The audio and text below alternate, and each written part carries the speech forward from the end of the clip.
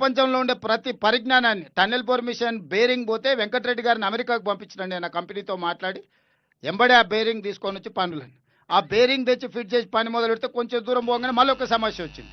ఎందుకంటే ఈ ఎక్విప్మెంట్ అంతా కూడా 20 ఏండ్ల కింద ఇంపోర్ట్ చేసిన ఎక్విప్మెంట్. 20 సంవత్సరాలు ఆగిపోతే మీకు తెలుసు 15 రోజులు కారు మనము పార్కింగ్లో నుంచి బయటికి తీయకపోతే అది బెంచ్ కార్ అయినా BMW కార్ అయినా ఏదో ఒక సమస్య వస్తుంది. ఇప్పుడు 20 కిలోమీటర్ల లోపల ఉన్నాయి మిషన్లు.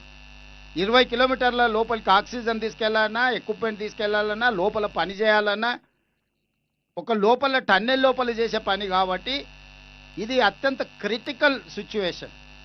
ఈ క్రిటికల్ సిచ్యువేషన్ అడ్రస్ చేయడానికి అందరు సాంకేతిక నైపుణ్యం ఉన్న వాళ్ళందరినీ కూడా తీసుకొని ఈరోజు మళ్ళీ దీన్ని ముందుకు వెళ్ళడానికి అవసరమైన సర్వేలు చేయడానికి ఇక్కడ ఇది ఏదో ఓపెన్ ల్యాండ్ జనరల్ ల్యాండ్స్లో మనం టన్నెల్ చేయడం ఈజీ, కానీ ఇది టైగర్ రిజర్వ్ ఫారెస్ట్ పక్కనే మన కృష్ణానది ఉన్నది.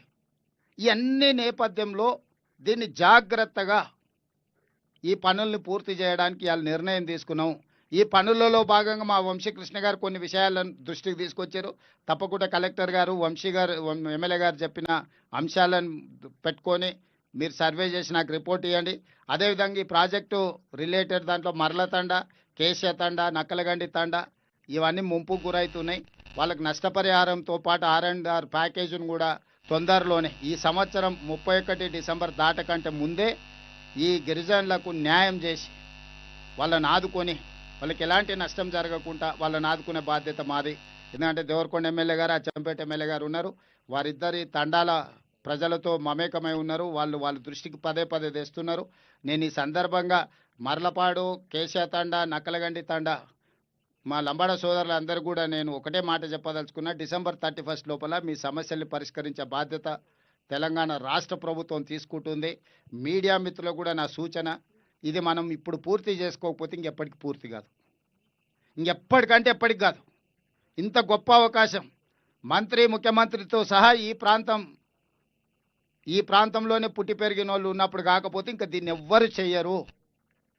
ఇందులో ఈ పనిని పూర్తి చేసుకోవడానికి మనందరం కూడా ఏకం కావాలి. దీని మీద చిలువలు పలువలు తప్పుడు ఆరోపణలు ఎవరని చెప్తే మనందరం కలిసి తిరిగేసి కొట్టాలి.